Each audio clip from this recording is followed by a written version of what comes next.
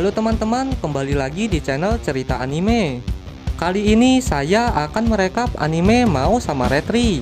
Anime ini menceritakan seorang pemain game yang tiba-tiba saja terpanggil ke dunia lain dan merubah tubuhnya menjadi karakter game yang dimainkannya. Lalu bagaimanakah cerita lengkapnya? Tanpa banyak basa-basi lagi, langsung saja kita mulai ceritanya. Cerita dibuka dengan memperlihatkan seorang pemuda yang bernama Akira Ono. Pada saat itu, Akira sedang bermain game yang bernama Infinity Game.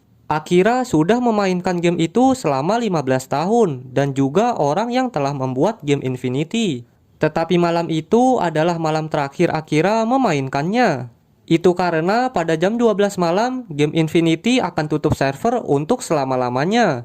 Di dalam game Infinity, Akira memerankan seorang karakter Raja Iblis yang bernama Kunai Hakuto. Singkat cerita, tengah malam pun tiba. Server game Infinity telah ditutup untuk selama-lamanya. Namun sesuatu yang aneh terjadi. Tiba-tiba saja Akira terpanggil ke dunia lain. Di dunia lain itu, Akira merasa jika tubuhnya telah berubah. Saat melihatnya ke sungai, Akira sangat kaget karena wajah dan tubuhnya telah berubah menjadi Kunai Hakuto, karakter yang dimainkan Akira di game Infinity. Karena telah berubah menjadi Kunai, kita panggil saja Akira menjadi Kunai. Kembali lagi ke cerita, anehnya di dunia itu Kunai juga bisa membuka sistem administrator, mirip seperti di dalam game. Skill dan kekuatan Kunai yang berada di game Infinity juga ikut terbawa ke dunia itu. Di sana Kunai menjadi semakin bingung dengan semua hal yang telah terjadi kepadanya. Lalu beberapa saat kemudian datang seorang anak perempuan dari balik hutan. Anak itu menyuruh Kunai untuk lari. Lalu tak lama kemudian datang ras iblis dan menyerang Kunai. Merasa terancam, Kunai pun langsung menggunakan skillnya untuk mengalahkan iblis itu. Di sisi lain, bukannya merasa senang, anak perempuan itu malah menjadi takut kepada Kunai karena kekuatan Kunai yang seperti Raja Iblis. Lalu Kunai mencoba menenangkan anak itu. Setelah tenang, anak itu memperkenalkan dirinya. Dia bernama Aku. Aku menjelaskan jika dirinya telah dijadikan tumbal makanan iblis oleh penduduk di kampungnya. Karena itulah Aku lari ke dalam hutan untuk bersembunyi dari kejaran iblis.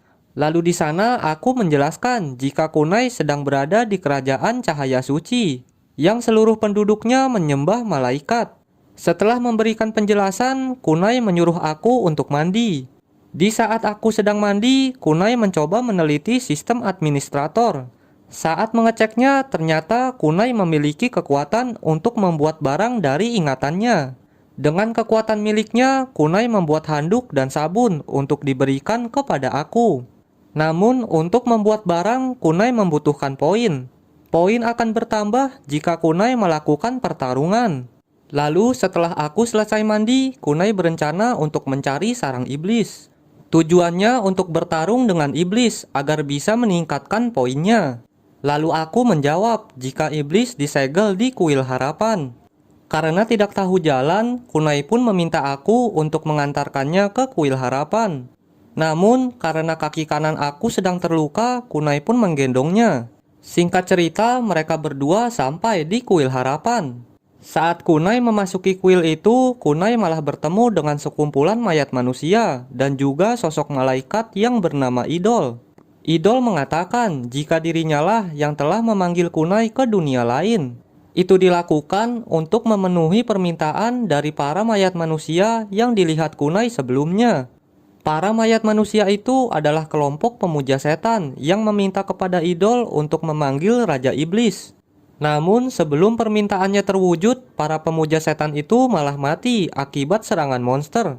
Lalu di sana Kunai meminta kepada idol untuk memulangkannya ke dunia asalnya.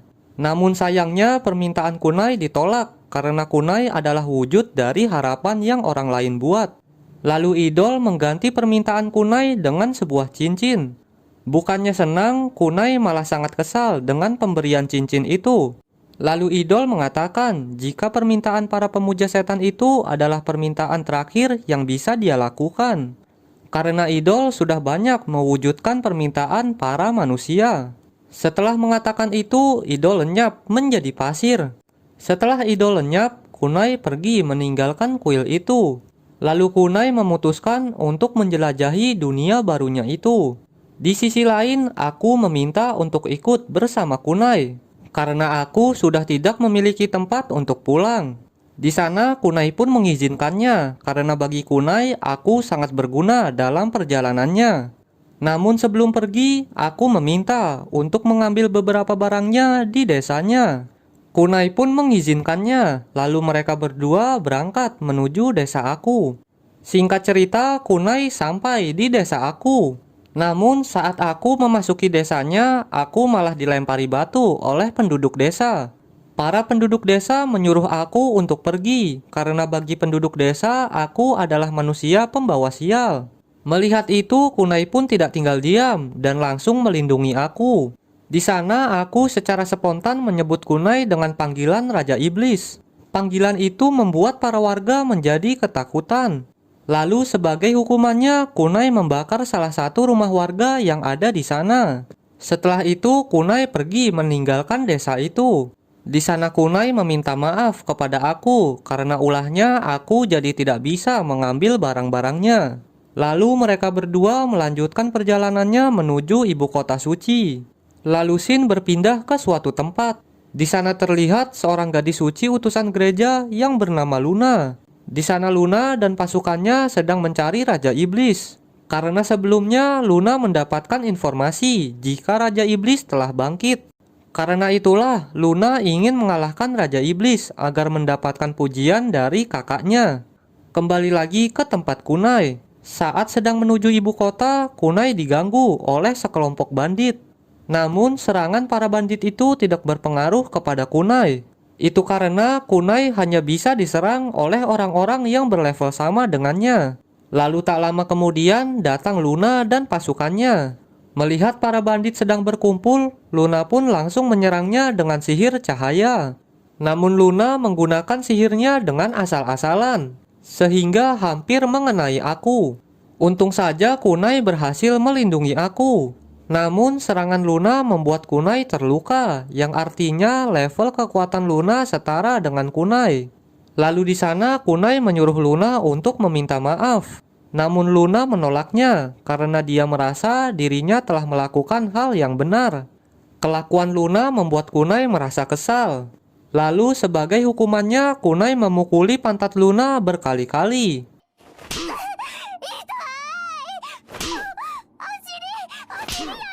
dan mengambil uang milik Luna. Setelah itu Kunai dan aku beristirahat di kota terdekat yang bernama Kota Yahoo. Di kota itu Kunai memesan penginapan termahal menggunakan uang milik Luna. Tidak hanya itu, Kunai juga membelikan aku pakaian yang sangat mahal. Lalu malam harinya Kunai mengajak aku untuk makan-makan di restoran. Di sana aku merasa sangat senang karena selama hidupnya aku tidak pernah merasakan kebahagiaan dan selalu dijauhi oleh penduduk desa di kampungnya. Lalu tak lama kemudian Luna datang dan memarahi Kunai karena telah menghabisi uangnya. Saat itu Luna juga sudah sadar jika Kunai adalah Raja Iblis yang sedang dia cari. Namun karena Luna takut pantatnya dipukul lagi, Luna pun terpaksa menuruti Kunai dan mengurungkan niatnya untuk membunuhnya. Lalu karena Luna tidak memiliki uang, Kunai pun mengajak Luna untuk makan bersama. Di sana aku memberitahu jika Kunai bukanlah Raja Iblis yang jahat. Singkat cerita malam harinya, karena Luna tidak memiliki uang untuk menyewa penginapan, Kunai pun mengembalikan uangnya dan menyuruh Luna untuk tidur di kamarnya. Lalu Shin berpindah ke suatu tempat. Di sana terlihat seorang gadis suci yang bernama Killer Queen, kakak kedua dari Luna. Killer Queen mendapatkan perintah untuk mencari Luna. Kembali lagi ke tempat Kunai. Karena membutuhkan uang, Kunai membuat sebuah mangkuk dengan skillnya dan menjual mangkuk itu ke toko kria. Pedagang yang melihatnya merasa sangat kagum dengan keindahan mangkuk itu. Setelah melakukan penawaran, pedagang itu pun mengambil mangkuk itu dengan harga 1 keping koin emas. Setelah mendapatkan uang, Kunai kembali ke penginapan. Lalu Shin berpindah ke markas sekte pemuja setan. Di sana, ketua pemuja setan memerintahkan para pengikutnya untuk membunuh dua gadis suci, Luna dan Killer Queen, yang sedang berada di kota Yahoo. Kembali lagi ke kota Yahoo. Saat perjalanan kembali ke penginapan, Kunai melihat Killer Queen sedang meneriaki Luna dari luar penginapan. Tak lama kemudian, Luna pun datang. Di sana, Luna menjelaskan jika alasannya pergi dari ibu kota untuk mengalahkan Raja Iblis. Namun alasan itu ditentang oleh sang kakak, karena Killer Queen tidak mempercayai keberadaan Raja Iblis. Saat Luna sedang berdebat dengan kakaknya, tiba-tiba saja datang para pemuja setan. Pemuja setan itu menyerang Killer Queen dengan tembakan sihir. Dengan mudahnya Killer Queen menebas serangan sihir itu. Hal itu membuat para pemuja setan menjadi ketakutan.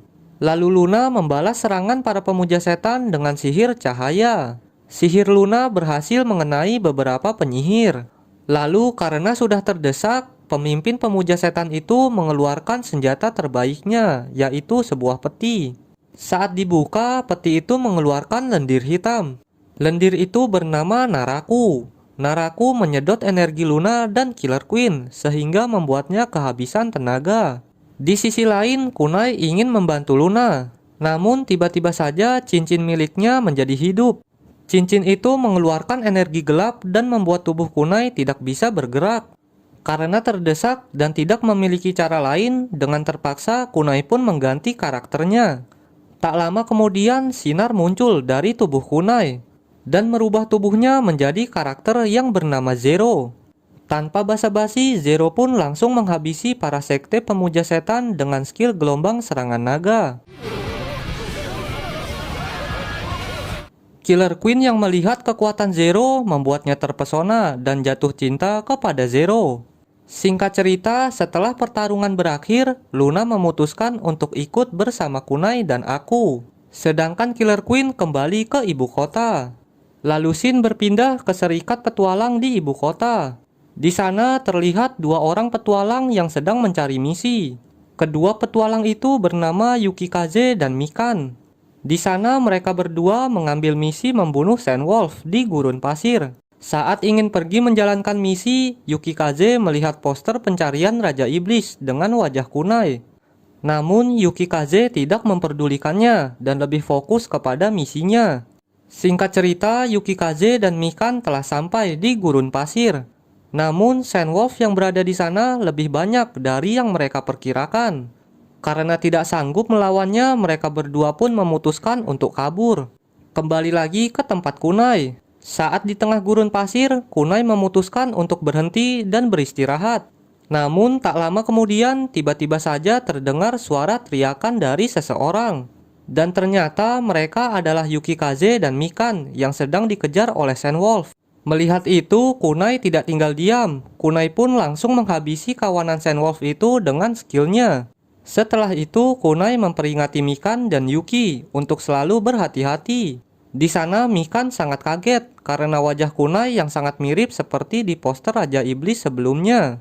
Sedangkan Yuki malah terpesona dengan kemampuan Kunai. Sedikit penjelasan, sebenarnya Yuki adalah seorang laki-laki, bukan perempuan. Jadi jangan sampai tertipu dengan penampilannya. Kembali lagi ke cerita. Saat sedang dalam perjalanan, lagi-lagi Kunai kembali menghentikan perjalanannya. Karena Kunai ingin memanggil salah satu anak buahnya. Memanggil anak buah membutuhkan poin yang cukup banyak. Untung saja sebelumnya Kunai telah mengalahkan banyak Sandwolf, sehingga meningkatkan poinnya. Singkat cerita, Kunai memanggil anak buahnya yang bernama Kirinoyu, yang merupakan seorang dokter jenius. Tujuan Kunai memanggil Yu karena dirinya ingin membangun markasnya di dunia itu. Lalu sebagai misi pertamanya, Kunai menyuruh Yu untuk menyembuhkan kaki aku yang terluka.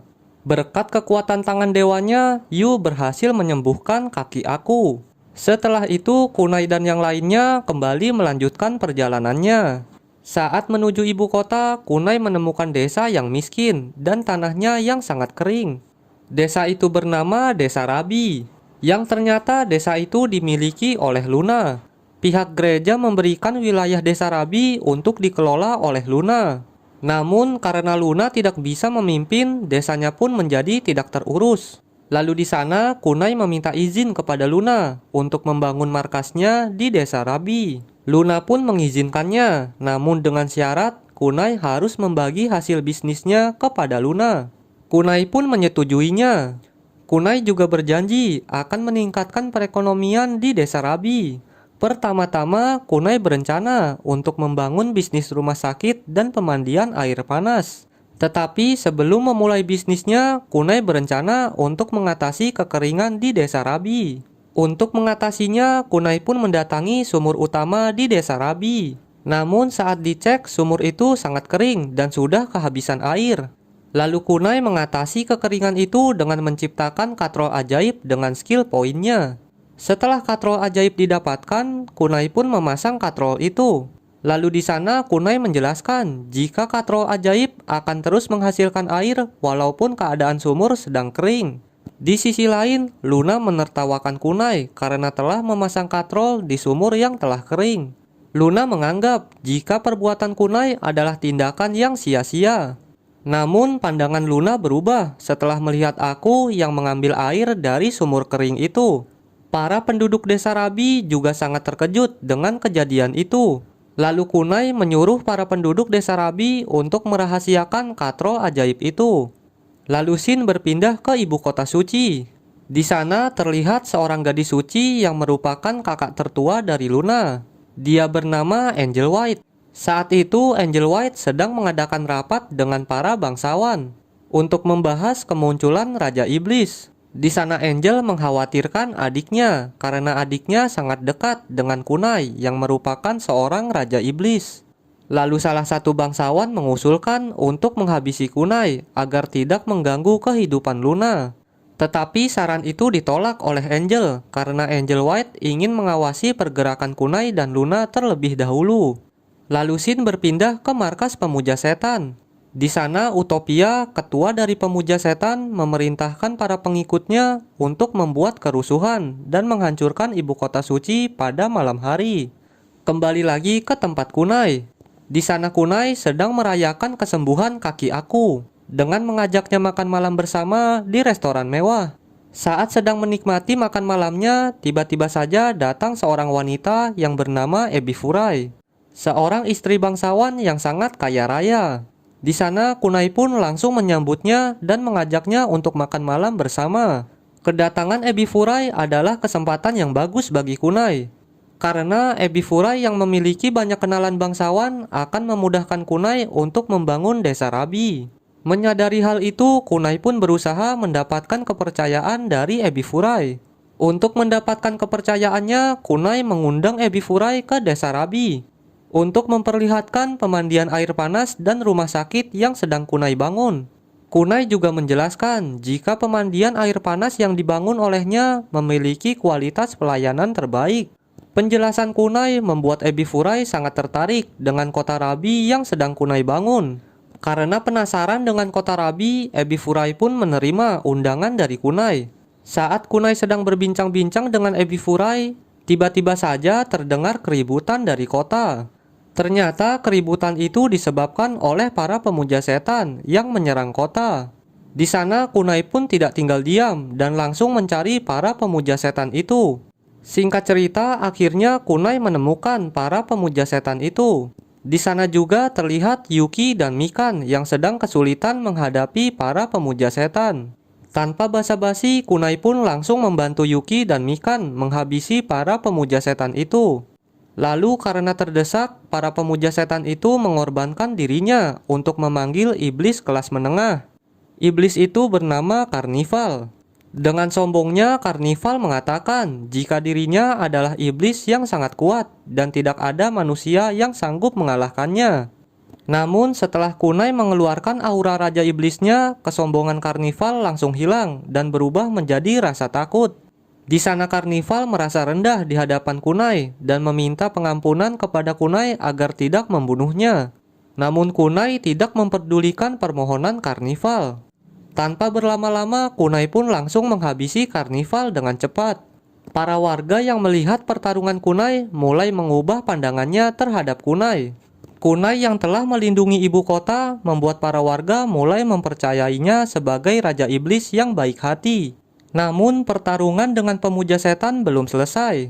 Di sisi lain, para pemuja setan telah memanggil iblis tingkat atas. Lalu, apakah kunai bisa mengalahkannya? Untuk kelanjutannya akan saya bahas di part kedua. Terima kasih untuk kalian yang sudah menonton sampai selesai. Sampai jumpa di video selanjutnya.